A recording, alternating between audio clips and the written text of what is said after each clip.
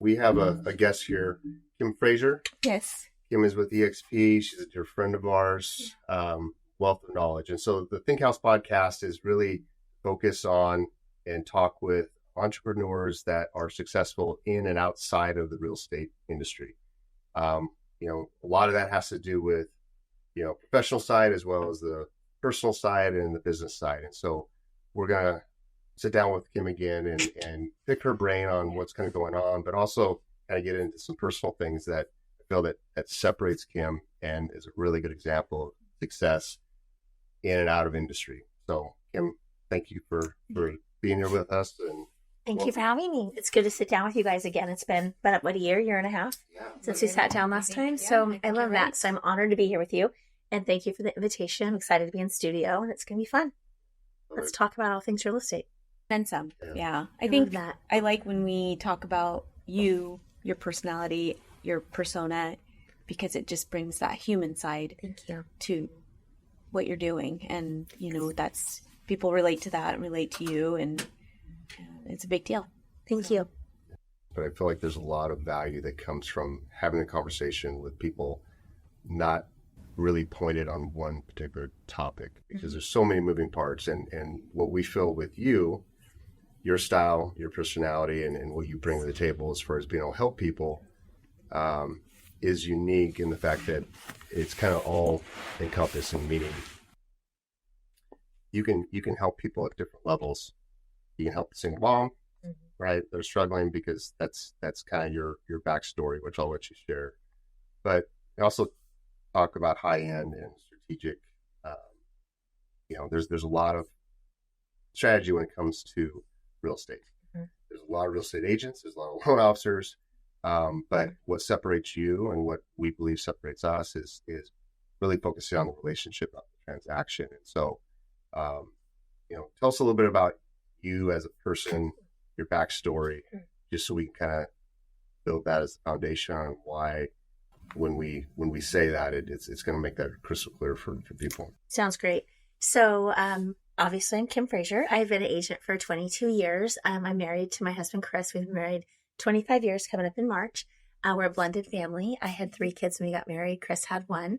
And we have 2 together that are 24 and almost 22 who work with us.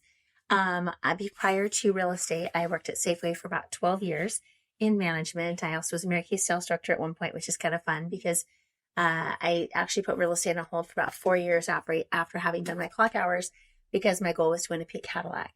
And I about drove us into the poorhouse because I was in pursuit of a pink Cadillac. So now I have a Cadillac Escalade, but it's not pink. But I had to pay for it. And they're expensive. It was like $125,000, but it was an expensive car. But I really wanted to earn one. But I think the whole thing about Mary Kay, which I loved so much, was about building people up and helping them be more confident. I felt like if they felt better about themselves on a personal level, they'd be better wives, better mothers, better employees. And I really liked their philosophy of God first, family second, and career third. And I think if you have your priorities in line, it just makes everything in life a lot easier. So that was something that was really near and dear to my heart. And then when I bought my first house when I was 20, bought my second house when I was 22. When I was 24 and a half, pregnant with our 3rd child, I became a single mom. My husband at the time had left, and I had a 2.5, 1.5, and a newborn, which was very exciting. And I went from working part-time to full-time, and I was like, I am not selling our house because of your choices. So I went to work full-time and supplemented with some babysitting and things like that on the side, so I could provide that kind of stability and continuity for our family. I loved real estate. When we bought the first house at 20, I was so excited, just checking in and just understanding the process of it, the siting and the product. And then my second one at 22, I would go get the keys from the site agent. And when the agent was busy, I would go let other people in the doors. You're not supposed to, I don't think, but I would go help them. And I knew the products, I knew the builders, I knew what prices were and where that builder was building in different areas in case people had questions. Mm-hmm. And it was not until I was 20, I was about 23 then. And when I was 27, I did my clock hours, but didn't actually start selling real estate until I was 31. And I'm 53 now, so that tells you a little bit. So it's been 22 years, and it's been a great journey. I was with John L. Scott for 19 years. I had a great time working for John L. Scott, a wonderful company, was the best option for me. In 2002 when I started, very strong in the south end of Puget Sound area, south of Seattle, and had a great run. Was in the top 1% for 12 or 13 years with John L. Scott while I was there. And during COVID, I decided to get my license in another state. I was just kind of getting concerned about our lack of ever being able to get out of a mask here in Washington. So I'm like, well, if I ever need a backup option, I better start with Texas. So I started there and got my license, which opened up an opportunity. I needed to get my license for Texas in another brokerage for my Texas license. And a friend of mine had presented EXP to me, which I kind of watched what the company stood for. We're in all 50 states and 24 countries. And at the time, we had about 46,000 agents in EXP when I joined, and now we have about 90,000. Best career decision I've made ever. It was phenomenal. And we'll talk a little bit about that and why I love that so much more than what I was doing prior to it. Just adds a whole nother layer and element to my business. And you guys are at my meetings all the time. And really, it's not just about me. It's about helping other agents as well. And about a month ago, I added Arizona to my licensing as well. So now I have a house pending in Arizona. I sold one last year in Texas. I need to work on building up that Texas and Arizona market a little bit more. But I've been in the top 1% of all realtors in the state and in the nation for 18 years. So it's been a good run. I'm very grateful and I'm very blessed for the opportunity. And so thank you for having me share my story and see if I can bring some hope and encouragement to some other agents out there. Well, other agents, I mean, it's small. The industry's big, but it's a small community. And, I feel like the relationship side of it, it's over the last couple of years, our industry with rates higher, lack of inventory. It's been hard. It's been difficult. Abhi and I have been talking a lot about the opportunity that is presented because of who we are and really our focus on the relationships. I feel like we've gotten what we've been pursuing, right? We've built relationships with people like you. Gone deep. Right. And so that's important. I think that's really important. And the connection that we're making with our clients, our company, the company we work for is unique. It's not, it's a company that we put our names on schools, not stadiums. There's a lot of stuff that resonates with us, individually and as a couple. And if we're gonna partner with a company moving forward and building a business, just like what you feel with EXP, it may not be the place for everyone, right? Yeah. Our company may not be the place for everyone, but it is for us. Absolutely. And it gives us confidence to actually go out and help clients with nothing but confidence. But what we found, and this is what we love about you, is we share stories, we share experiences, and we share our core values. And that's the fastest way we feel to build that trust and that rapport with someone, but also doing this where we're having the conversation so people can hear that, because I feel like at some point your reputation is going to walk into the room before you do. And so it allows us to get further into that. And so, you touched on this, like EXP gave you an option or the ability to bring people into your sphere, right? Brokers that are looking to do something, but at heart, you want to help people. You want to help people grow their business. And so we love that about you, love that about the opportunity, and we love the fact that you're including us in that. It means a lot because we see, again, your value. I appreciate that. No, it's important. I think real estate can be a very lonely business as well as being a lender, because you work for a company or under a company or an umbrella, but there's a lot of competition and it's very competitive. And there's that saying, it's lonely at the top. So the more successful you become, the more of a target you become. And so one of the things that I love so much about where I'm at now is you're bringing other people along with you. And people are bringing me along where they're at.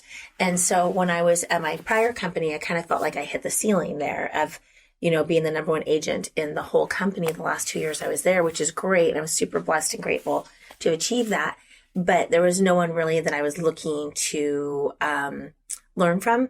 And I wasn't really being elevated. I wasn't seeing anybody that I was really chasing. And when you're a competitive person and an entrepreneur, I think you always need to be looking forward and have something that you're chasing. You need to have some sort of motivation, whether you're an athlete. We've got a friend, Chad Hedrick, who is in our group, and you've met Chad, and he's an Olympic gold medalist. And it's really the thrill of the chase, right? When the thrill of the chase, whether it's in your personal relationships, it's in business, it's in life.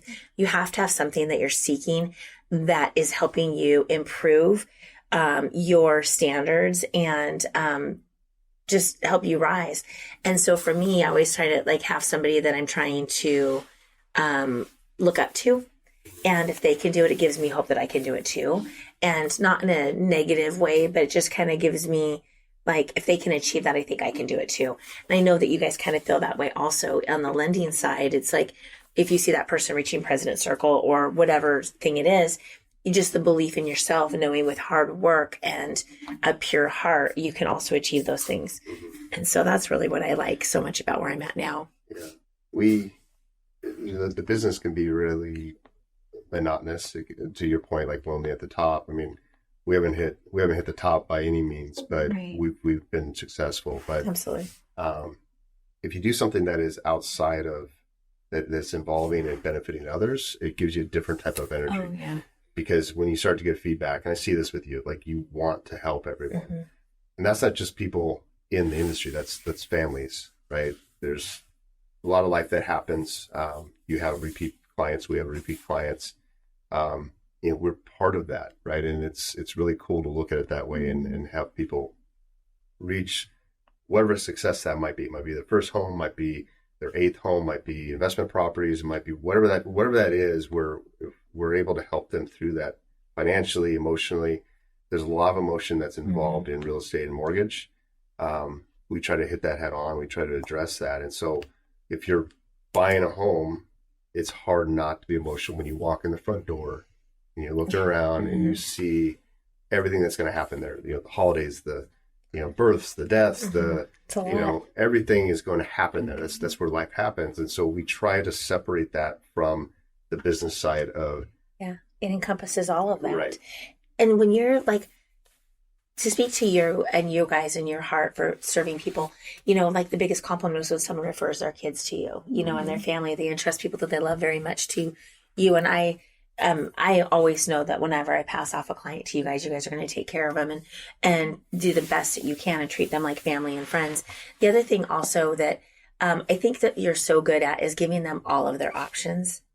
Do you have to sell your home? Can you keep your home? Can you keep it as an investment property? Can you build wealth through real estate? I know you guys have a lot of investments and really truly believe that true wealth is achieved through real estate and how many doors you can own, and you're looking 20, 30 years from now when you're facing retirement, every couple of years, do you sell it off? Do you have that residual income coming in?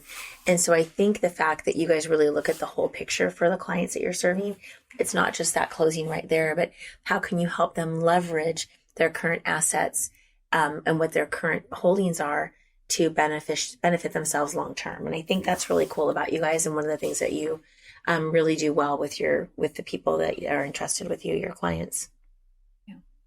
You're welcome. Thank you. Yeah. Not all people are having that kind of big picture, I think. So a lot of times they just close the deal and move on, and we've had, like we talked about the other day, I've had some very positive experiences with lenders, and then there were some people that were snakes that maybe may have served some jail time. Yeah. So, just kidding. Kidding. No, not really. no. Joking. Not joking. Just kidding. We won't. We're not dropping any names. But 15, 20 years ago, maybe there were some people that, were hardworking but didn't always work with the most integrity. And so I think integrity matters. And you're working with someone under a very stressful situation, because I might be able to show them their dream home that they may or may not be able to afford. And so that is why, like, if I was to tell one thing to a consumer and going into this 2024 market as rates start to adjust, and from what we're hearing, possibly come down with some rate reductions this first, second quarter to third quarter before the election, is that it's going to become a frenzy again. We're going to see a lot of buyers in the buyer pool.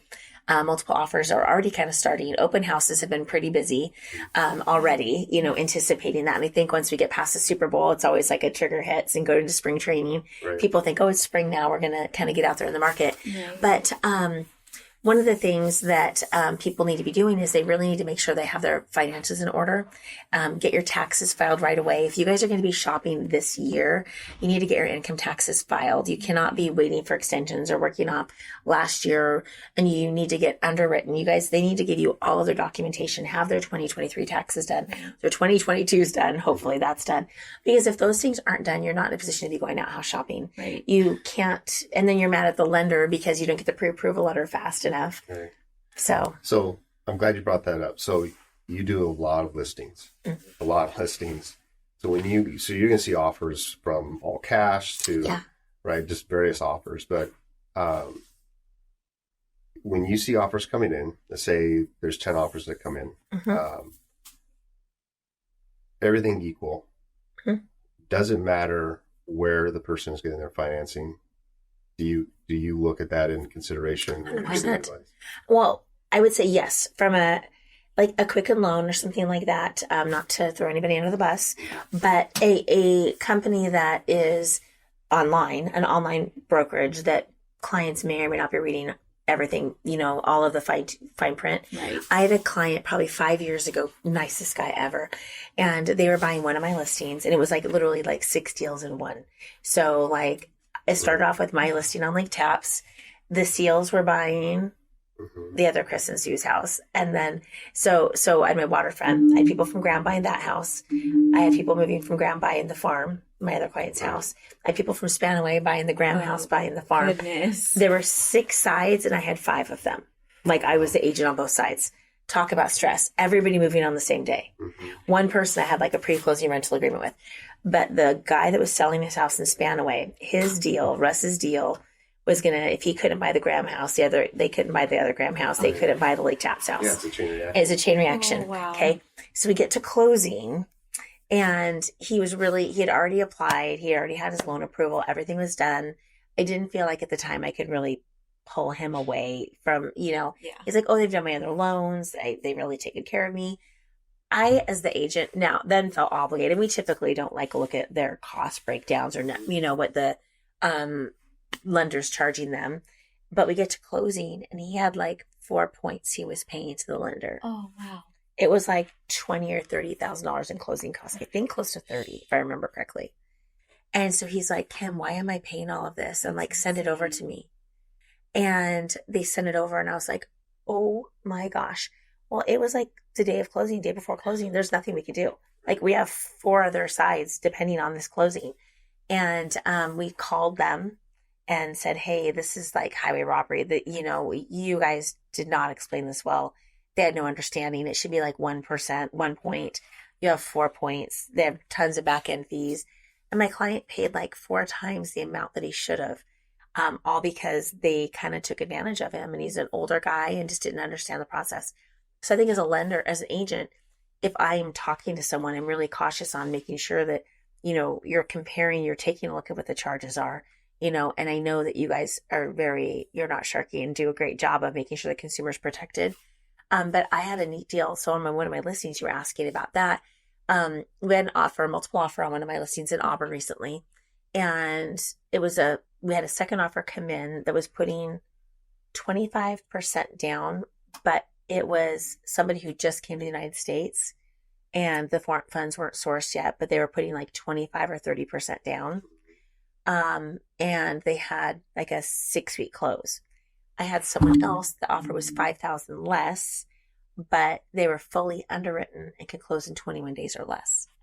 So we took the lesser down payment, and we took less money, the lesser down payment, fully through underwriting over the $5,000 more with a larger down payment with a further out. Because sometimes when you have people coming in with some of the, what would you call it, the loan type, where it's overseas money coming in. Yeah. It's it's hard to source it. Hard to source it. Have a conventional financing has to source, and so I was concerned about that because, you can say it's coming, fair. But if it's not here, and there's more uncertainty for the seller, and they were trying to buy something in Utah, so it was really important to me that whatever offer we took was actually having, I give it the best percentage chance of closing, right, regardless of the $5,000. So we did take a lesser, dollar amount that was Right. fully underwritten. So that's why I'm saying it's so important, because when I'm looking at it and trying to educate my sellers, like they were like, because they rely on us sometimes. And I'm like, well, what would you do? Like, what can you explain this to me? What are the benefits of both? And so, I said, this one's going to give us a little bit more money. It's, higher down payment. Maybe. But, sometimes with these loans from out of the country, you're not always guaranteed that, funds are going to close. And if the job stuff's all going through right, this one just seems a little more solid. So we went with that offer. But I think it is important to be underwritten, because that was very attractive in which offer we decided to take. Right. And we have that as well. Like we can fully underwrite everything and It's have that helpful. all prepared for you, and that makes things a lot easier. And it's, to her point, it's part of the strategy. So Yes. we've told clients where, again, we're a consumer, just like everyone else, right? We want the best deal. But if you look at pecking order as far as what in this current market right now, where rates are coming down, but they're high, higher, I should say, but the inventory is still really low. I feel like there's a moment in time here rolling in the first quarter of 2024 that the opportunity is going to be acquisition timing and cost, not the cost of the money or rent Yeah. money. You can refinance the money. You can. I mean, you never want to promise that, because the market, we saw 2008, Yeah. right? But, or they lose their job. I mean, there's just different things, but this is part of the strategy.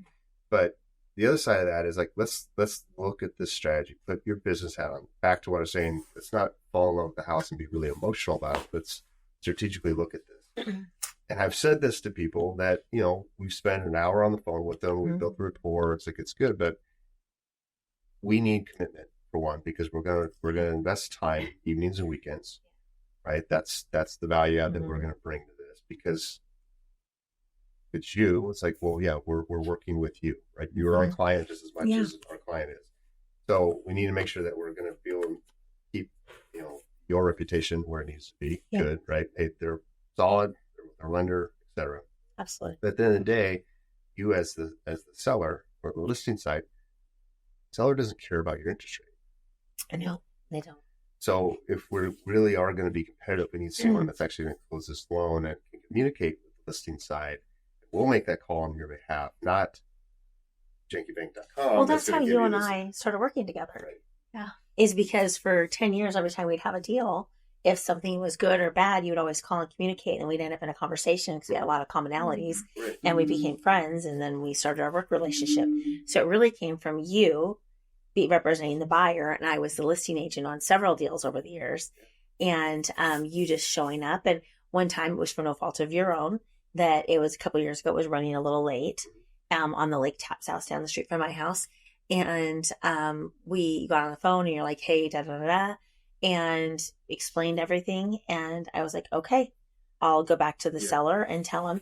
But you had great communication, even when it was things that you couldn't control. You were still professional in communicating to me, so I could go back to my client, and you were representing the buyer client. I'm the listing agent, and well, you weren't representing; you were the lender for the buyer client. And instead of relying on the buying agent, the selling agent to call me, you called me, and you were like, "Hey, Kim, this is what's going on," da da da. And I really appreciated that. And so few people do that in this industry and take ownership and really take to heart what they're doing. And I think that's what really makes you guys exceptional. The first deal you and I did together, my little renovation client, that they were told by another agent that they couldn't get the house because it couldn't be financed. And so their mom, who was one of my clients, because they kind of ran into some gal, and called me and was like, hey, can you help the kids out? They really want this house. And I was like, sure, I'll go down and look at it with them.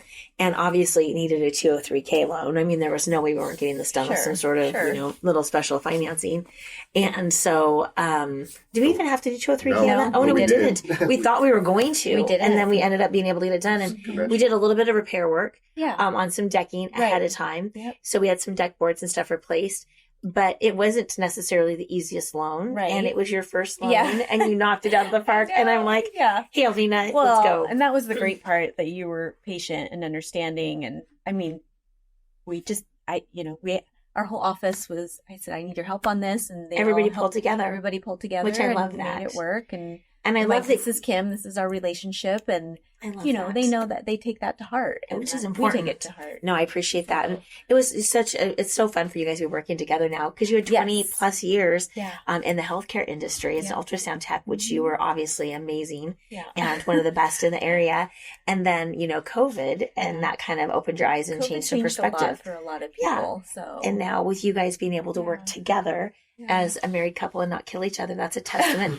It's been has it been a year and a half now? Was it 2.5 years? It'll be 2 years. Where did the time go? So I tried to get you to become a realtor, and then he stole you away. I'm still my backseat dream is eventually. Just kidding. I love you. I love you as a lender. I love you as a lender. Gosh, I'm never gonna get her as an agent. But the wonderful thing is too is as we're working that Texas market and the Arizona market with you being bilingual, I think that is such an asset, to serve our clients. And so if anyone out there that's hearing this podcast or seeing us and you need a phenomenal lender that is fluent in both languages that can serve your clients, I highly recommend calling Alvina because it's hard. And I think so much can be lost in translation. Oh, definitely. Which is hard. Definitely. And I think I've sold houses to families where the parents only spoke Spanish, and my Spanish is very limited. I get a taco, a beer, a job, and water in Mexico. I have 2 years of high school Spanish. Yeah, we'll go to Mexican after. My favorite. But on a serious note, I took 2 years in high school. I have one dialogue I've memorized since I was 14, and I could repeat it, but I'm not going to bore everybody. But I memorized one dialogue. But having someone that you're not having to actually talk through their child to get the information, because I think that's difficult. As you're 16 and you're trying to explain to them and then explain to the parents. Well, it's a whole and other it's language. Their biggest purchase ever. Yeah. And so the fact that you can communicate directly to the parents and not have to have a middle person that's their 10-year-old or 16-year-old is very helpful. And I've done that. Yeah, I've had to do that. It's hard. And then all of a sudden something goes sideways and you're relying on the teenager or young child that may or may not have delivered the message properly. And it's that much more challenging now because there's so many different ways to get to close a deal and to navigate through what 23 brought us. Yeah. Well, it's huge. Well, if you look right now, I think Hispanic homeownership is the fastest growing demographic in the country. And I think that's going to continue. Yes, exactly. We're all going to be, I'm fine with it. You still have to teach me how to make tortillas. Oh, I got that. So we have to have a tortilla party because that's my favorite. I could eat Mexican food every day. So, but having that, having that ability to do that as a lender is really huge. And I think it's an area that's going to see a ton of growth in the next decade. Right. So I think, people, if they're smart, agents really need to tap into, if they don't speak Spanish themselves, a great lender that can help facilitate that and bridge that with them. You touched on it. I mean, talk about generational wealth. It's huge. It's huge. It changes people's livelihood and their family. My dad did it. So JD, can you pull up and your dad's such a hard worker. Over the next decade. Man. What an amazing man. Even Rob would say that. Percentage of home ownership. I think it's 70. I think it's almost 70%, 73%. 73%, yeah. They're expected they'll be Hispanic descendant, right? I mean, right. It's probably not first generation, right. Of home ownership. We're looking at second and third generation at this point. But, it's to your point, Kim. Alvina is coming from a healthcare industry where she's scanning for cancer in babies, right? So you're in a room with some of the best news of your life or some of the worst news you get. It's very scary. And she wanted to be there. She wanted to help people, and that translates. People are like, okay, well, you're going from healthcare to finance. It's still health. Still taking care of people. He's still taking care of people, and there's still emotion involved. I mean, those babies are going home to those homes, right? Going through cancer treatment, you're going home to that home. It's something that we don't take lightly, and so no, I think it's huge. If you have that caring, compassionate side, and you're loving people well, and you're caring for them, whether it's helping them buy the best house or getting the best loan or helping them financially set themselves up for their future, I think that correlates, whether it's scanning or it's serving them with their financial needs. You just said it. It's serving people in a different way. So it's, I think it's 53. It's on the rise. Yeah. So it's the fastest growing segment of the population. Which is exciting. I think that's great. And it's important to have good quality agents and lenders that will take care of them and help navigate that path for their family and their kids.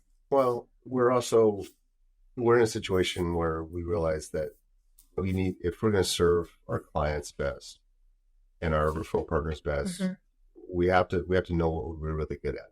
We're really good at making those connections and building those relationships, but we're not, like, if someone that doesn't speak English, maybe it's Chinese or whatever, it's like we're not going to try to pretend like, oh, I'll do Google Translate. That's not fair. Wow. And sometimes Google Translate doesn't translate. Wow. So, we look at, okay, well, who speaks Chinese? Who speaks Russian? Who speaks, because again, this is something I've always thought, because I always like to I always think, I should say I'd like to, but I always think, okay, I wonder how this would be taken. So when I meet with a family and English is a second language, we can communicate. But the second that she walks in, it's, oh, you speak Spanish. And then comfort level goes way up and they're relaxed. Like, oh my gosh, thank you so much.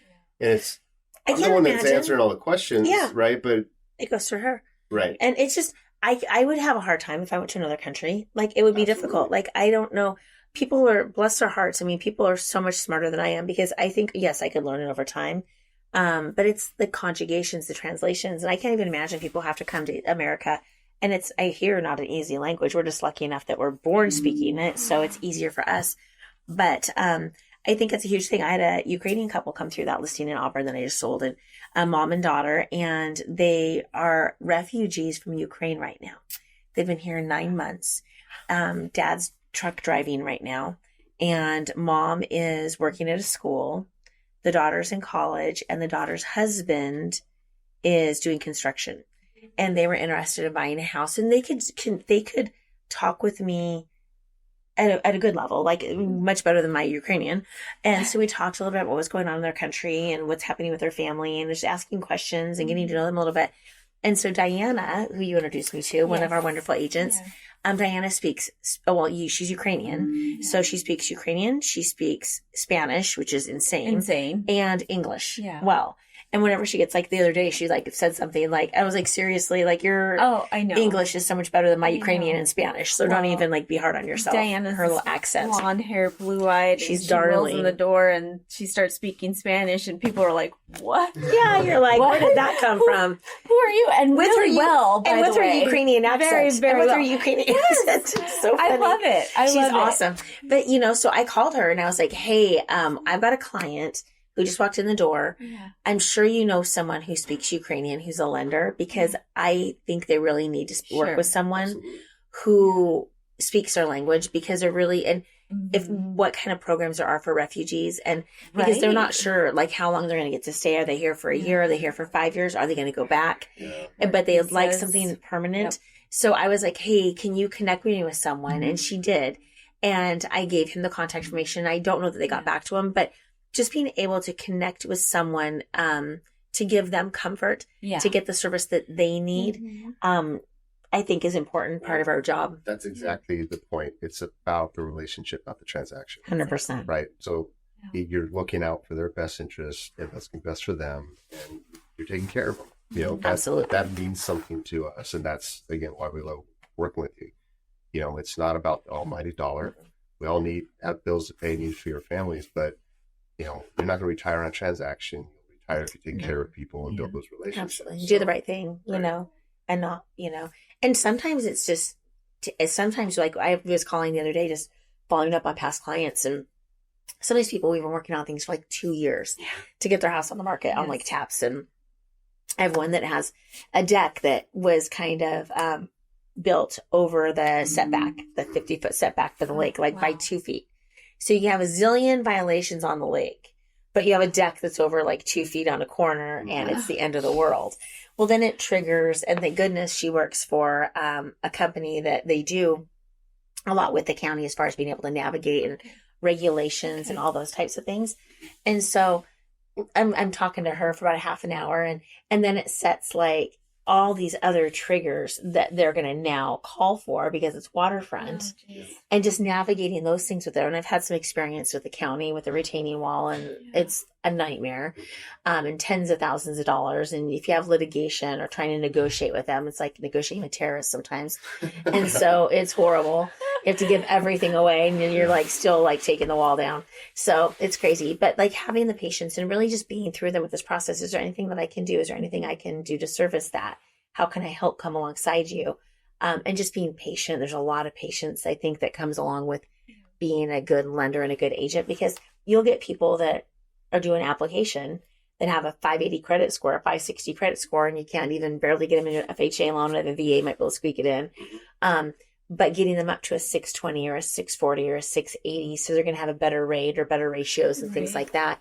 There's sometimes you're taking people on a journey of 3 months, 6 months, 9 months, a year down the road to get them in the best position. And I need you to do this, and checking up on them monthly or quarterly to make sure that they're reaching their goals, and having someone help hold them accountable so they can eventually reach the goal of homeownership. So it's not like you just do the loan application, they're done. There's a lot of follow-up that we have to make sure that we're meeting clients on their timeline for their needs. Right. And I think you do a really good job of that. I mean, when you come across, it's very genuine. Thanks. People feel it, when you care for them the way you do, and like, okay, I do have somebody that's trying to help me. Yeah. And so there's a lot of trust built in that. Yeah. You have to take, like Rob said too, you can't you have your eye on the dollar. You have to pull back from it and really just, look at what's in the best interest of that client.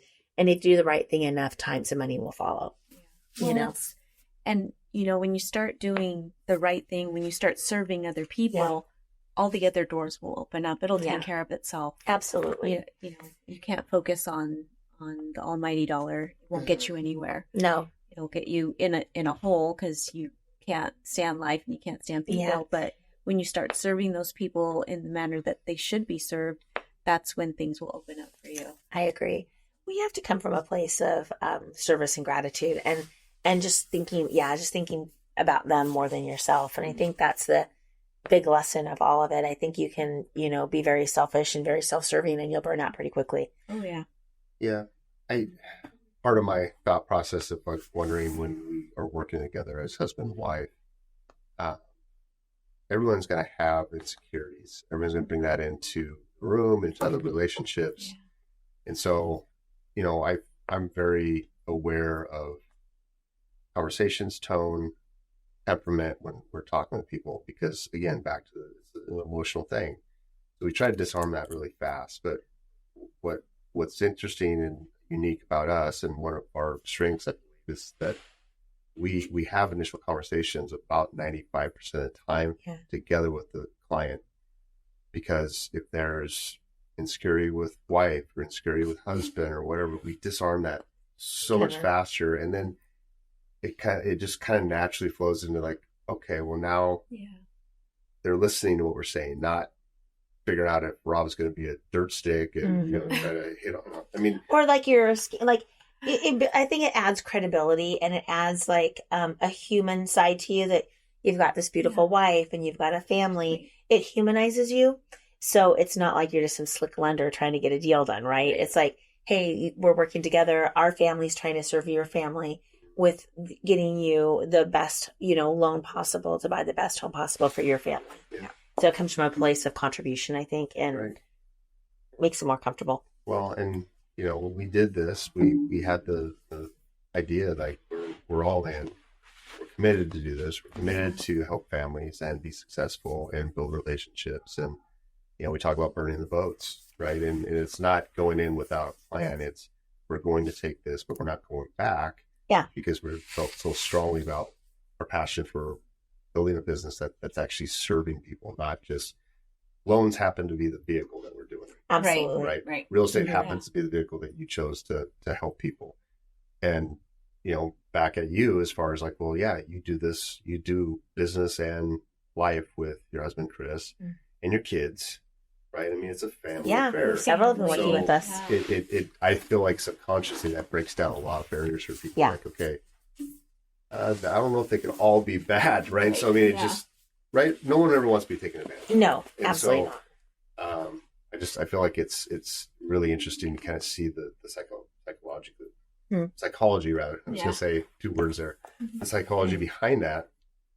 And we don't win over everyone. Some people like, all I care about is this, and this, and okay, that's maybe not a good fit. That's okay. Let's just have a conversation and get past that point, so we aren't taken away from the families that want to work with Absolutely. us. So, absolutely.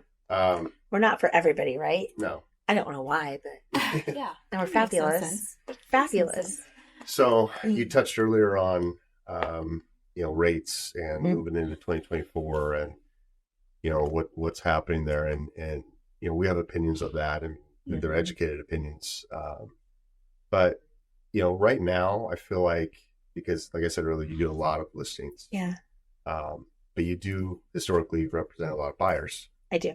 And you don't see that typically with a lot of brokers. It's usually heavy on one or the other, because it's different business models. It's a different way to approach it. So I did points in my career was 50-50, 70-30, 80-20. I think it just depends on the market. Yeah. But what are you seeing, I guess, more activity right now? Is it more on the listing side, or is it more on the buyer side? Gosh, what do I have right now? Most of what I've got pending this year, I've had 5 pending. I have 2 closed. So 2 on the buyer side and 3 on the listing side. So about 60-40 right now. Yeah. So 60-40 so far. I've got a board in my office.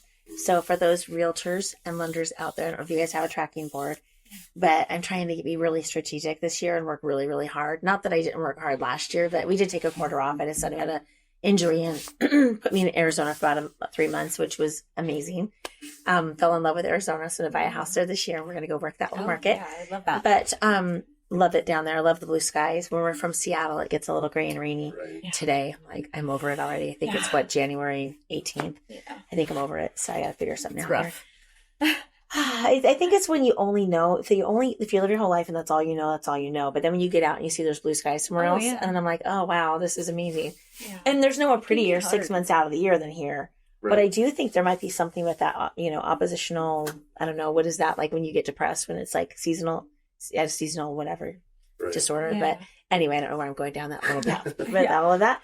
But what I was going to say is, on my tracking board, I've been very determined to be very strategic. So I've got like 102. I want to do 102 deals this year. So I've got 102 closings on one board. I've got open houses. I want to commit to 100 open houses this year.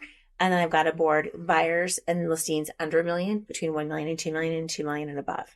I have like 18 people $2 million and above right now on my board to transact with this year. I've got about 16 between $1 million and $2 million, and I've got about 32 under $1 million. And so altogether, that's about 75 million on my board right now for this year. Wow. If I can even get half of those to transact, it's 38 million, which would be a great year. Yeah. But I'm really working hard at keeping focus and keeping that in front of me. And so for agents, if you're looking for tracking, it'll be like the name. I've got them categorized. I've got them literally dry erase boards in my office in front of me. And it's on wheels, so I can move it around. And then it'll be like listing your buyer, listing your buyer, listing your buyer. And then I'm doing a weekly plan sheet now. I'm getting very disciplined. And the other day I actually made 10 calls, which is a miracle. I opened it up on the back side of it. I made notes as I was talking to people.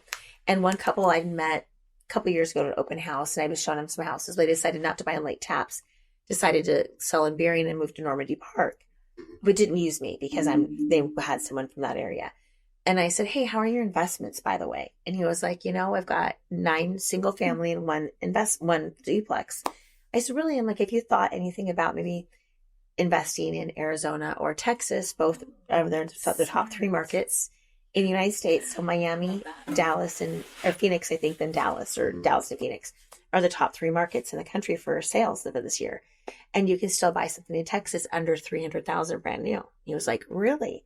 Like, what if we looked at selling like one of your properties here, 1031 tax exchanging it into maybe a 4-plex in Texas? And then instead of getting $2,200 or $2,500 a month, you're getting $6,000 or $7,000 a month for that same $500,000 or $600,000 investment. Right. And so even though I couldn't serve them right now because they're not going to move out of their single family home, let's talk investing. Let's talk about other strategies we can use to help grow your portfolio and your long-term wealth. So I'm even thinking about like the ways that I can think outside of the box. Yeah. Also, I called a past client who's starting opening their own insurance company.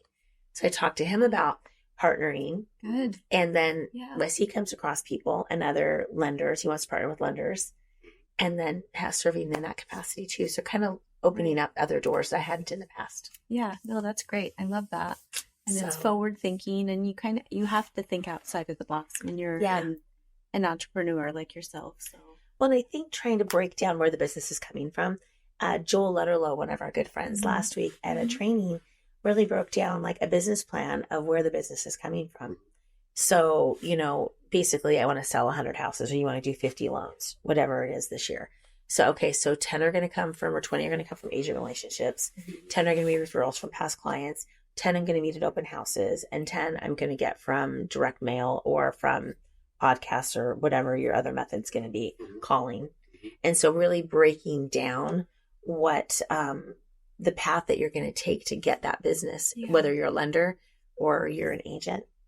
Being intentional on what you're doing, your activities are, but focusing on those relationships that are going to, in the long run. I mean, sometimes it's a long game. Yeah. I mean, it was for us, right? We've been working together for 15 years, Yeah. I guess. Now we're finally together.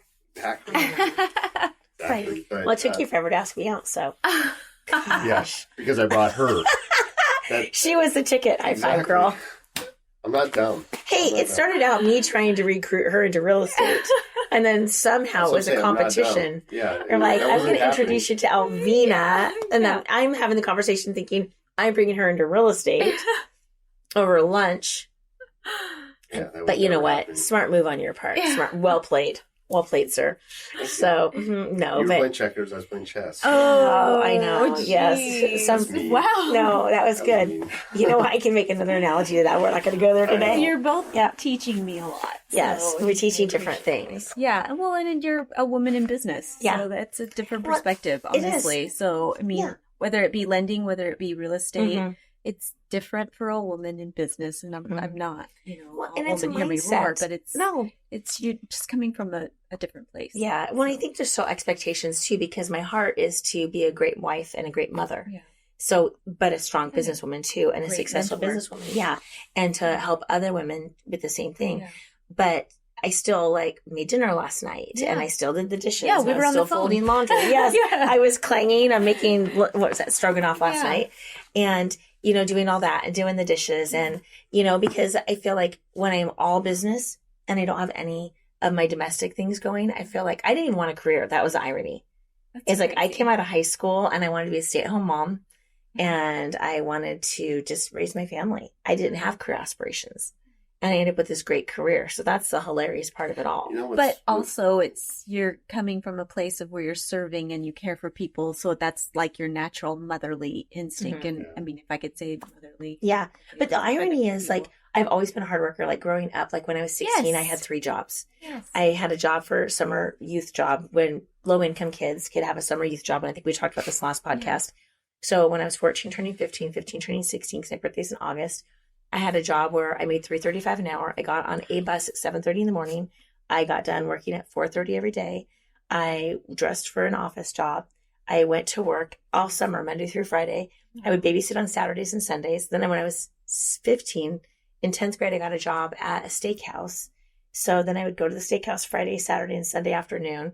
And then I would babysit for the gal that I babysat for who worked at the steakhouse Friday after they'd get done working, they'd drop me off with their kids. Yeah. And then they'd go out partying and I would stay the night and then go back and do it all over again. But I was working 70 hours a week as a 15 and 16-year-old, which is crazy. Yeah. Well, and I think that was just ingrained in you. Yeah. Your circumstances, which is, that story is attractive. The fact that you're okay, this hard is worker. where you came from, and, you're self-made. And you're talking about, on the business side, you do very well. You dominate in some capacity in many categories, but then you're a wife and mom and a grandma. But a mentor of mine, growing up, I looked up to him. He's the CEO of a national company in Eastern Washington, and his wife was home, knowing I'm friends with the kids. I mean, that was a full time and a half job, raising him. But he'd come home and he was doing dishes and he was ironing clothes, and I'm like, I learned a lot from that. I think 100%. just watching that, like this guy is being involved. Something I'm going to bring up tonight. Do you remember that story? dishes. No, you He do. He did help me. And that's helpful. Yes. And I think we women appreciate that when the husband will step up and kind of, especially when you're working and it's a partnership. It's not just, and like Chris has more defined roles outside than I do probably. And I have probably a little bit more defined roles, but he'll help, you know. He doesn't really cook. Like that's the thing. Like he'll make himself, like if he wants lunch, like so many times making some oatmeal in the kitchen or something. I mean, he can make breakfast and spaghetti and a sandwich and some oatmeal. So he could make pancakes if he had to. But, you know, for the most part, the cooking is kind of my thing. And he does the yard and the maintenance and a lot of the car things and stuff like that. So we do it. When I was a single mom for, 3-4 years, You did it all. I would mow my lawn. I actually dated a guy, if he ever watched this, excuse me, but I would be mowing my half-acre lot.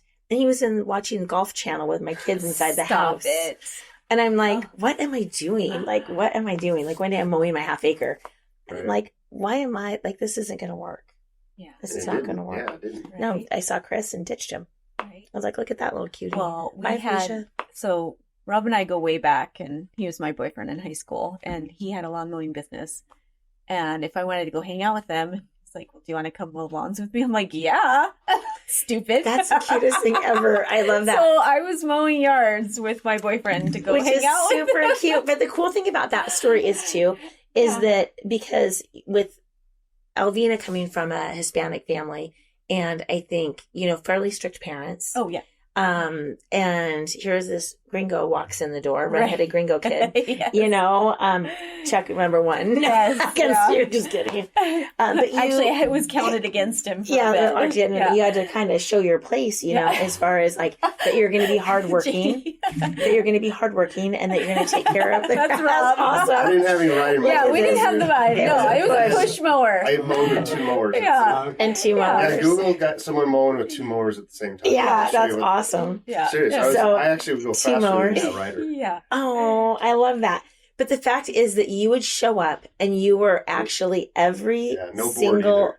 You should have used a board. Yeah. That would have been smart. No, because when one would die, you'd drop it and you just go with the other one. Or if you had to go around like a small area. I like how smart you are. But you would work very, very, very hard, and you would show up completely soaking wet. Yeah. And show up, and you earned the respect of her father because you did the hard work. And that was hard work. That's either you're 100 degrees, 110 degrees in Yakima, or it's snowing. Like it's an inferno, or it's freezing. Yeah. There's no middle ground in Yakima. I mean, maybe you had like a tiny spring season and a tiny fall season. Yeah. But because of your work ethic, and I think that's one of the things that's drawn us together so much as friends too, because it's a sense of, a lack of sense of entitlement. Like nothing is owed to us. And we show up for every single thing. And I've earned everything that I have. You've earned everything that you have. And I think that's so lacking in today's society. People just think they see what you have and they're jealous, or they covet what you have, but they have no idea where you came from, or no idea the sacrifices or the stress that came along to get you your home or your career. I had our down payment for our first house. I mean, technically probably my freshman year in high school, but I mean, that's insane. She paid her way through college. My parents would give me money for rent, but I paid my way through college. Grew up kind of middle class. My dad had a decent job. My mom, they both worked. But if I wanted anything above and beyond, I had to work for it. I bought a truck I wanted. I bought jet skis. And it was all because I went out and worked. And, I'd look at my friends that worked at grocery stores and they'll knock in that. I'm like, I was there for 12 years. I can make 20 times that amount in half the time. You were smart. Yeah, I made $3.35 an hour pushing shopping carts up a hill. Yeah. I worked hard. I would sprint all the stores. I had a whole lot, or a whole street, a block. I was making $1 a minute mowing. Like you broke it down. I did. I'd get mad if it was like, I went over. You would. So that one, that was great money. Yeah. And I would turn down. I mow lawn today for $60 an hour. Tell people, no, you're asking too much. This is what I do. I know my role. I'm going to stay in my lane because I can make way more money doing this at this level than I take on this huge account and all these other things they want me to do. It's like, no, I'm not good at that. The guys you already have hired, I can't compete with that. Right. No, But you're like, can do I will this. mow your lawn, Right. but they can do the pruning and the weeding Right. and the edging and all. Well, you probably could do some edging, but all of that. So it's amazing. Mhm. But I think that, if you don't have that innate work ethic in you, it can be learned and it's a skill, but it comes with discipline Right. and focus and accountability. I feel like those are important things to have. Any business owner and entrepreneur. I saw something, I don't know if you saw on my Facebook, I shared the other day, but it was talking about all entrepreneurs have some form of ADD. Oh, I did see that. So of ADD, That's attention deficit disorder. I'm like, sign me up. But I mean, if there was Adderall as a kid, like my report card, student is a pleasure to have in class. Student talks excessively. Yeah. That has made me millions. Yeah, right? I'll take that skill all day long. See, but like class, like in English class, I was bored, and I tend to gravitate towards things that are going to challenge me. Mm-hmm. So, like in college, I took a human genetics class because I was interested in it, and they told me no, I couldn't do it. That I was going to flunk out. I didn't have all the prerequisites. I did calculus, all these. I'm like, I'll do it as an elective. Then I want to do it. And I got like a C+ in it, but had no background. Yeah. But I You thought still remember a lot of things. I From do. that I class. mean, because I was fascinated. But like at class at school, I negotiated my way to do my community college, or not community college, community service. You had to do so many hours. I would mow the football field. Yeah. But that allowed me to get out an hour early. So then I can go mow lawns and actually go make money. So I had two birds, one stone. I'm like, yeah, I'll go out there and mow the stripes. And then I'd go play the game that Friday. Yeah. I'd mow the lines and then I'd go play football that Friday. He was. I'm like, because if I wait here, then we got to do this. I need to go get some, go make money. And then What's the Adam Sandler movie? well, Water Boy. Were you playing? Or were you the kicker? No, I was playing. I was running back. He's running back. Oh, get you wheels. Yeah. But yeah, I thought you might have been the kicker. Yeah. I could kick, but Yeah. my buddy actually was really good. I'm just kidding. I mean, yeah. Good legs. It was. Nice I legs. like that. It Nice was- legs. Nice legs. Oh, look at that with Adam Yeah, Sandler. yeah. I love that. That's rough. He's beautiful. Adam Sandler's freaking hilarious. I love that guy. But no, I think that's awesome. I just think there's so many intangibles, that we grow up with that shape who we are as adults in business. But just because, you were a lazy kid or you're entitled and your parents, didn't make you work doesn't mean you can't be a great entrepreneur later. Right. I just think when you grow up, and you grew up much more affluent than I did, we just didn't have a lot of money. So if I wanted nice things, I had to work for anything that I had. So my circumstances were a little bit different, but it ingrained in me a work ethic because I don't know. If I wanted something, I had to do it. Grit. Yeah. But the funny thing is you end up with this great career Right. that you never sought out to have, but it kind of fell into it. It's just like, if I'm going to work, I'm going to buy, if we're going to rent an apartment, we might as well buy a house. Right. Well, then I'm like, I love the process and I love people and I love selling things and I love houses, and here you go. When you're kind of forced to think in that entrepreneur way, I mean, it does shape you into that, into thinking that way. It's like, okay, like you, $1 a minute, that forces you to think that way. And so you're just having a different spin on it. It's funny when you have a competitive drive too, because in 6th grade, we had to sell pepperoni sticks for our soccer team. And I was in the Federal Way South Lake Soccer Association, and I'm like, it was $100. Yeah. And I wanted these light blue Nikes with a light yellow swoosh. And I was like, I am going to work so hard for those. And bless my mom's heart, she would drive me from apartment complex into Twin Lakes to apartment complex. I would knock on the door. Hi, my name's Kim. I'm with South Lake Soccer Association. I'm selling pepperoni sticks for $1. Would you like to buy one? And it was, they're like, here's $1. Then I got smart. And then I took my softball coach and I gave him, he worked at Lockheed, I gave him a box of pepperoni sticks. Oh. And then he would put it on his desk. And the guys would drop in $1 and they would take a pepperoni stick. Smart. And then I started, kind of capitalizing on that. And then I would just give him more boxes and I would get more sales. Yeah. So I was door knocking and then getting pepperoni sticks sold by his desk. That little digital. And I won the $100, by the way. Alarm clock that's in the spreadsheet. Yes. Okay. Yeah. So that was 4th grade. We had a competition to sell chocolate rabbits at our school. And first place, you get to pick what you wanted. And I've been asking my parents, like, I want an alarm clock. And they're like, you don't need one. You don't want one. So I'm like, okay. So win one. I did. So I asked my mom and my dad to take the form to their work. Yeah, that round one. Over. Yeah, it didn't have like a radio or anything. It's like small. Like if you go like setting the time, if you went past, you had to wait for it to go. Oh yeah, you had to go. It still works. Yeah, it still works to this day. Yeah, like, I love that. So I won, but I went and I asked for help from my parents to go get it. You leverage. But I also I think I beat the next kid by it's like 68. That one that says 1023. It's like that one. Yeah. But it's funny because I look at that, I'm like, oh, I was so passionate about winning. Because I wanted that clock because there was that one. Yep. They had in a display case on what you can win, and there was only one.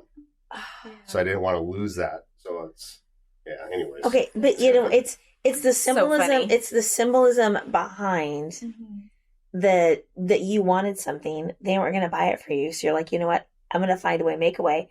I'm going to win that. I am going to work hard. I'm going to leverage like what I can, my parents' jobs and their coworkers to sell chocolate bunnies to win that. Whenever I see a kid who's selling something, whether it's Girl Scout cookies or they're like Boy Scout popcorn or whatever, whenever I see someone, I always try to support them because I know what it's like to be that kid. I remember when I was a brownie, I was a brownie in 3rd grade. And I didn't go to Girl Scouts because I didn't like green. I didn't like brown either, but I was a brownie for a year. And I had a wagon, and I would go down Military Road, which is that's not a safe road. I'm 9 years old, and I'm dragging a wagon of Girl Scout cookies up and down the street trying to sell them to the neighbors. Wow. And I had my little red wagon, my little radio flyer wagon, hauling it around on the side of a 45-mile-an-hour road selling Girl Scout cookies. Of all your kids is just like you. Now, that just made me think of that. Emily, oh gosh, Alyssa, it's so funny. They're all very smart and hardworking. Yeah, it's tough because I see a lot in all of them. Yeah, all of them. Probably all of them. But it's interesting because all 5 I gave birth to have the drive. Like Faith is really coming out. She really wants to do big things. She's licensed. Alex has a drive for real estate, but he has a drive for music also. Alyssa is an entrepreneur. She has her own dog grooming business she's crushing it. Yeah. Gosh, who knew there was so much money in dog grooming? Amanda's very driven, but she's a single mom right now. So she's kind of in that turmoil spot. Sure. Emily's worked for us for 8 years and she helps us run our wedding venue. She feeds my chickens and turkeys every day. Her in action. She's a hard worker. She runs our staging division. She does my transaction coordination. So I've got her doing like 5 jobs right now. Yeah. So it's funny. I'm very blessed that all of them are hard workers. Yeah. Ashley, my stepdaughter, she's a hard worker too. And she's a school teacher and now she's getting ready to have a baby. And so there's different things that she's doing as well. And so she's got a drive. But now I think she's kind of shifting into mom mode. So it's kind of changing, as they're different seasons of their life. Exactly. But I'm so proud of all of them. Yeah, absolutely. I love that. I was just thinking when you were like, wanted that clock, I was thinking, which one? Roman's kind of like that. But then I see Hayden kind of like that too. So I know. I see both of those things. Yeah. Because Hayden should be a salesman because that kid can argue anything. He will argue anything. Or an attorney. And he's the ultimate negotiator, is what I call him. Because then he goes and goes and goes till you cave. Negotiate. I'm like, oh, he's gonna see. And he just does it naturally. Yeah, it's so crazy, and he's so convincing because he believes it so much himself. Yeah, it could be complete BS, and it has been. And then when I call him on it, he laughs like, "Yeah, you're right," but he's I'm about ready to pay for whatever. I have no idea what am I buying, and she's like, "What did we just buy?" I'm like, I have no idea. But exactly, but he's so good.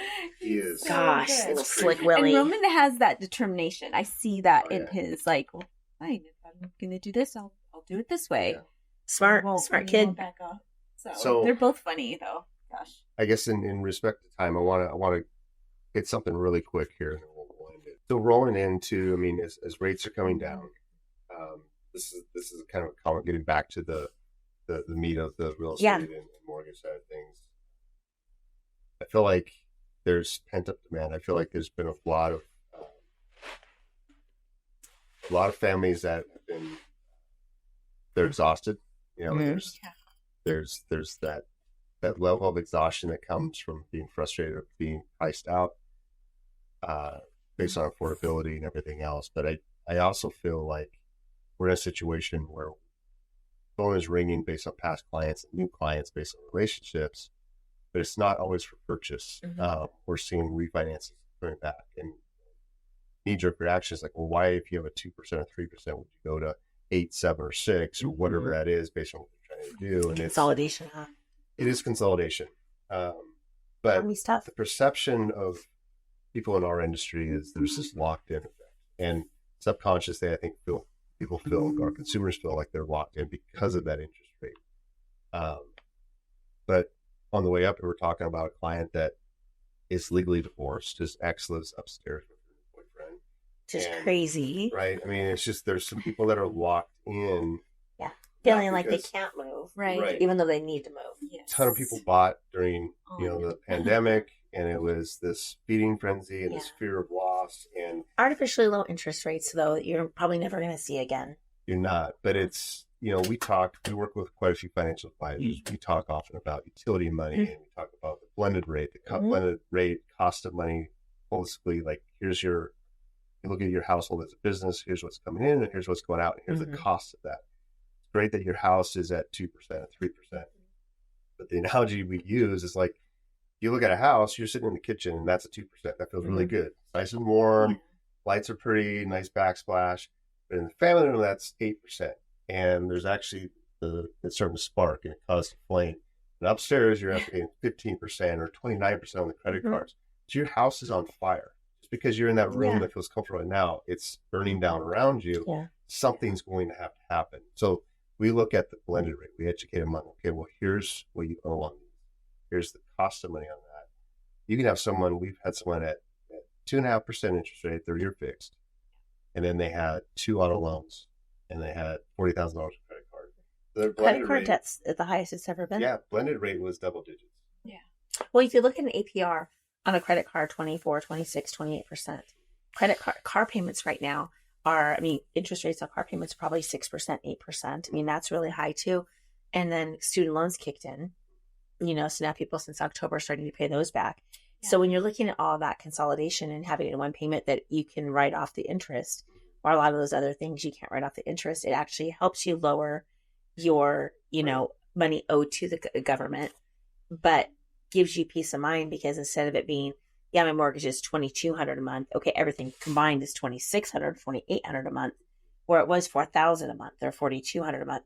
You're able to make ends meet. And I think you and I have had this conversation offline so many times, but about like, in the inflationary market that we're in right now, and we all know the books are cooked, they're not, what you see is not the reality of things, the CPI numbers and, core inflation numbers and things like that, what people and consumers are actually feeling at the grocery store, at the gas station, is not what we are being shown, right? And so when you're going to grocery store, I saw a Facebook post of a friend the other day. She's like, it's 17th or 15th, and I spent $1,000 on groceries for 2 kids and myself, single mom, and there's no relief coming for her. And so when you're looking, I was at Safeway like a week ago. I'm walking down the aisle, and I make decent money, but I was a single mom at one point, and I'm fairly frugal even. And I'm walking down the aisle. Every single thing I saw was between $8 and $18. Yeah. Like $8. Insane. Pie filling, like a can of cherry pie filling was like $7.99. I'm like, who's buying that can of cherry pie filling for $8? Not me. So I'm just walking down the aisle.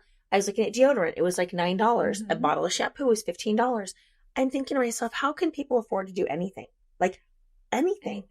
And so that's where, when you start consolidating everything so you can keep a roof over your head, not have to sell your cars, not have to downsize, rent's expensive. So consolidating that all into one is smart. The other thing that people need to think about too is whether they refinance and pull out money out to do other investing, or because that money sitting in the bank, if you have $200,000 or $300,000 or $500,000 sitting in the bank in equity, it's not growing for you. Right. Tap some of that equity, do a cash out refinance, take that and invest it in other properties, whether it's in Washington or other rent friendly states, where you're going to have other assets growing for you, not all of it just being in one, in equity in your primary home. So when that analogy, the burning house, that's a real analogy. We saved, I think it's almost $2,600 a month. Huge. For that family. So $2,600. So that's another job. Yeah. Right? That's another. They can eat now. So, but Right. Yeah. That's about the groceries. yeah. Yes. Psychologically, though, there's still that, because media and society is like, well, the slow interest rate, that's the most important thing. And that's something that we're always trying to overcome. But we then were able to show them, okay, well, cool. Where are you in the process of saving for retirement? Okay, well, might have been a divorce situation. My financial advisor just wanted me to catch up a little bit. Cool. Let's carve off this chunk over here. Okay. Then let's also have the benefit of savings. So let's take 800 of that and put it back in savings and start building that up. You guys want to do vacations and stuff too, right? Yeah. Okay. Well, maybe we bump that up to $1,000 a month from that 2,600. Now, if you really are worried about the interest that you're paying on your home, take the rest of that, let's say 1,000 for round numbers, and put that towards principal every month. 100%. So now, even though you're paying 7% and you came from 3 or whatever it was, now I'm actually saving you. We're saving you $143,000 in interest over the life of the loan. Yeah. So based at that higher rate. Guess what? Rates are now coming down. So we're going to look at that. We're going to look at the lower cost of money at some point. It's got a pencil. It has to have an ROI. But that's life-changing. 100%. The flip side of that is it's not always refinances. I said earlier, like, people bought these homes because they felt like they'll never be able to afford it again, or the rates or whatever. And their house they hate. And they hate their homes. Or it doesn't work for them anymore. They've, they've got family that have moved in, aging parents. Right. They've had kids that have moved out for college, or they got married, or they've had kids since then, and their 1,200 square feet is we talk to them about, okay, do we need a right size? Well, what does that mean? Well, is the home does it still work for you? Yeah. Well, actually, okay, why are we refinancing? We're already talking about the equity you've gained in your home. Let's leverage that. Let's strategically look at this. Let's not spend money on something that isn't really working for you. Let's find what's going to work for you. So that's take that money, pay off your debt, pay off your credit cards, pay off your car, still have a down payment, get in the house that you want, that you're happy in, and up to $750,000 of interest write-off, towards your taxes. Yeah. So that's savings as well. But at least you're in a house that you love, that you're not like, oh my gosh, this is broken, or you hate it, or you're having to invest a lot of money. Sometimes just be careful too that you don't overinvest in a neighborhood, trying to improve a property and make it something that it's never going to be. And then you're upside down. I have a client right now in Arizona, and he bought a property for $2 million. He spent $1 million so far. It's probably worth, he's into it $3 million. It's worth $2.5 million. He's got about another $500 at least to get it to where it needs to be at $3.5 million. He's like, do I just rip the Band-Aid off now, eat the $500, and get into that neighborhood where the homes at 3 or 3.5 are going to be worth 4 or 5? Because the neighborhood that he's going to have, that he's in right now, is not going to be worth 3.5. And these are big numbers, but it's all relative. It could be at a $400,000 house that you make it, $200,000 investments, and now it's worth $5 million, but you spent $6 million. Right. So those are other things you have to be conscious of. Yeah. You can't over improve the property that you're at, that you're not going to get your ROI on. Right. So moving forward, as far as where rates are going, we can pull up, Fed numbers, and you look at the plot map, and percentage of them believe when, they're going to first make that rate cut. Like March 20th is 73% of the Fed members are thinking that's when that might happen. But 100% of them believe that it's going to happen sometime this year. And so they need to. We call it the Black Friday effect. And so the perception of the deal may not be that great a deal, but everyone's rushing because that deal's there. And the problem is if the inventory, if that TV, that's the deal, there's only so many, not everyone's going to be able to get that TV at that price.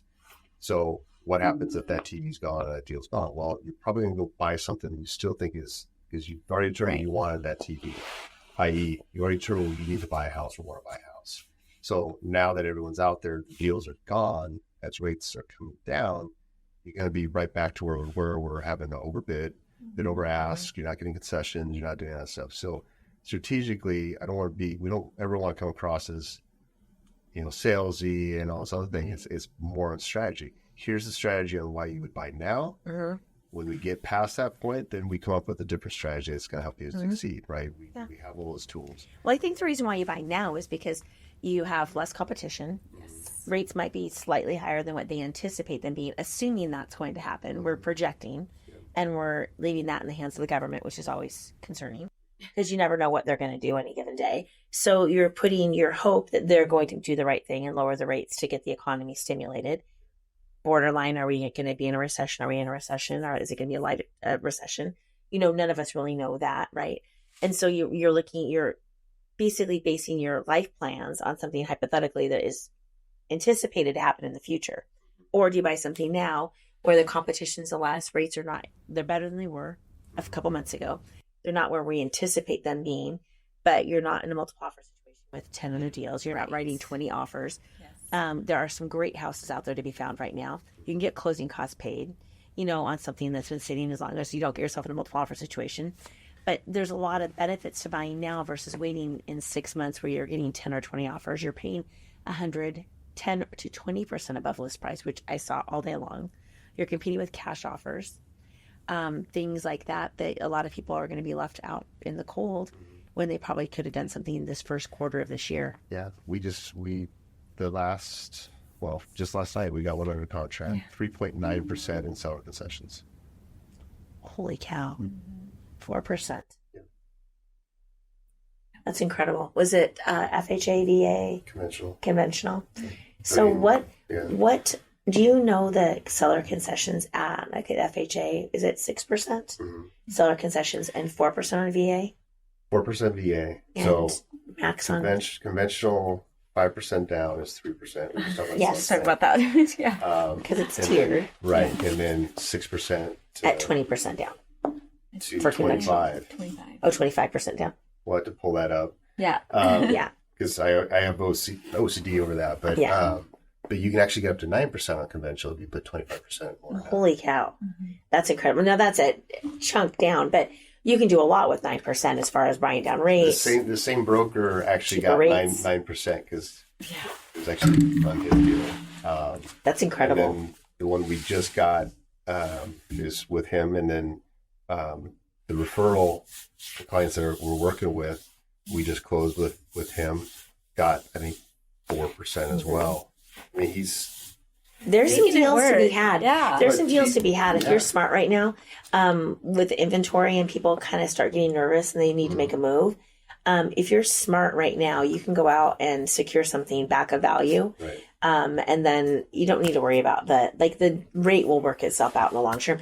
My first house in 1990, I paid 10%. My second house in 93, I paid 7.75. I was so excited. I thought anything below 8%, I was stealing it. I'm like, this is a deal. And then when I was an agent, got to 6%, I was like, this is like free money. Like and now when you and I followed that the last 2 years, I would call you like every day, so irritated. I can't believe rates are 4. And then 4.25, and I get so mad all the way up. But, I have to think back 20 years ago when I was so excited when they were 6%. I'm like, I'm going to sell millions of houses. This is such a good deal. So it's all relative. Yeah. It's just we don't get anything on our money in the bank now. Right. And so that's the difference, but. Yeah, I think, for people that are watching this and people that are in our industry, I think it's identifying really what your value add is, who you are, what you're actually bringing to the table other than just transaction. But understand that there's a strategy behind it and understand that there is a team aspect behind it. Like we all have to have, it's a symbiotic relationship. Like we have to have relationships with everyone involved. Yeah. And you do an amazing job with that because you know a lot of brokers, and you like to work with a lot of brokers, and no one wants to go to work and work with the a-hole. Like there's always that one person. 100%. Why do we want to work with someone that's not going to be doing right by themselves Absolutely. or even for their clients? Yeah. Like let's work with people that do amazing work and have fun. There's no reason why we can't have fun with this. And having good relationships with the agents. And I think that's important because even as a lender, like you may have a deal or a product that you're not able to get done for somebody else. They need a special thing. And so even as lenders or realtors, it's good to have good relationships because somebody may have a product that you don't have and they refer stuff to you that they can't do. And so I think from a lending standpoint and an agent standpoint, it's important to treat each other with respect, with dignity. We're all out here working hard for our clients. We all want what's in the best interest for the whole lending and the whole real estate world, right? Like we're trying to do the right thing for people, but treat each other with the same respect that you want to be treated with, I think is huge. Yeah. And it's important. Well, and I mean, you brought Diana in with the Ukrainian side of things, right? And Right.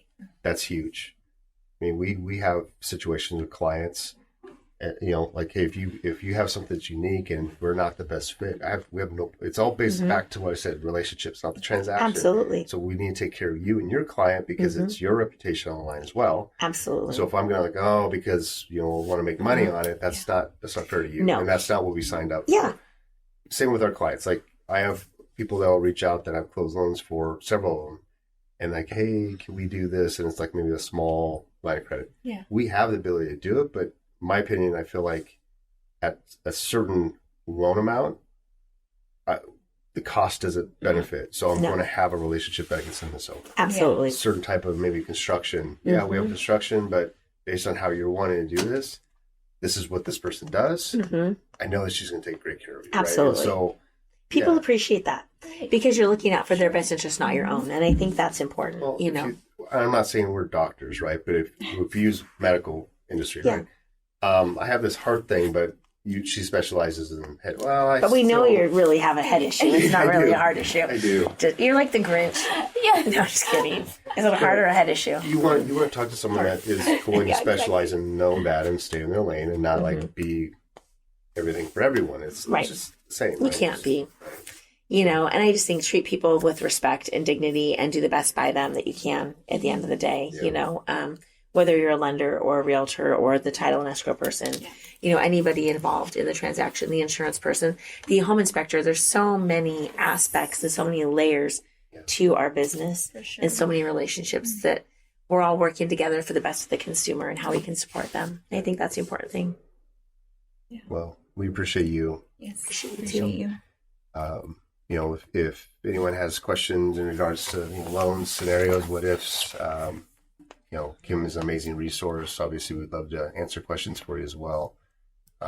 We named the podcast Think House because it's, a play on words, I guess, a little bit. I mean, we're talking about real estate and housing, but we also want it to be where, it's a mastermind and it's business solutions, but it's also relationships and, strategies. That's just as important. So, Kim, thank you again. Appreciate you. Thank you. Yeah, until next time. Thanks, you guys. I appreciate you. Thanks for having me. Absolutely. Bye, everybody.